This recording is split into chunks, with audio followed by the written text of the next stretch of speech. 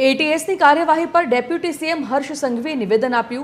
દેશ વિરોધી તત્વો પર એટીએસની હંમેશા નજર હોવાની વાત તેમણે કરી અને સાથે કહ્યું કે થોડા દિવસ પહેલા અનેક આતંકવાદીઓને પકડવામાં આવ્યા, જે કાર્યવાહી કરવામાં આવી છે તેના બદલ અભિનંદન।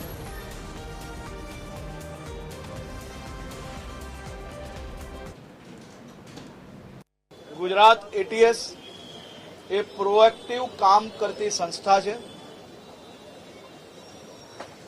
टूंक समय पहला ज गुजरात एटीएसे आतंकवादी गतिविधिओ जोड़े जोड़ायेला एक आतंकीओ ने खूने खूने थी पकड़ीने एटीएस ना हवाले करवामां सफलता प्राप्त करी है। बीजो आजनी जे वात छे, तहकीकात हमणां चालू है। संपूर्ण माहिती समय पर आप सौ लोकोने आपवामां आवशे।